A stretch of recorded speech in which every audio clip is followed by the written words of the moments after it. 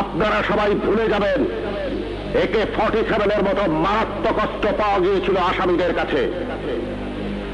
যদি জনগণের কাছে ধরা পড়ে ওই আসামিরা গণপিটুনিতে মারা যেত, আপনারাই বলতেন ভালো হয়েছে, পুলিশের কাছে গেলে ছাড়া পেয়ে যেত। একটা কথা মনে রাখবেন, পুলিশ কখনো আসামি ছাড়ে না। আসামি ছাড়ার অধিকার শুধুমাত্র বিচার বিভাগের। বলুন তো, AK-47 মতো রাইফেল কেন এদেশে আসবে, যা শুধু যুদ্ধক্ষেত্রে ব্যবহৃত হবে? কেন AK-47 বাংলাদেশে আসছে? কিসের আলামত?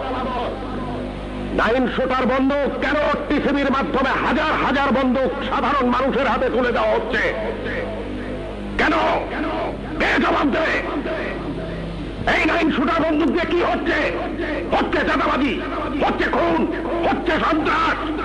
কে বন্ধ করবে এই সন্ত্রাস?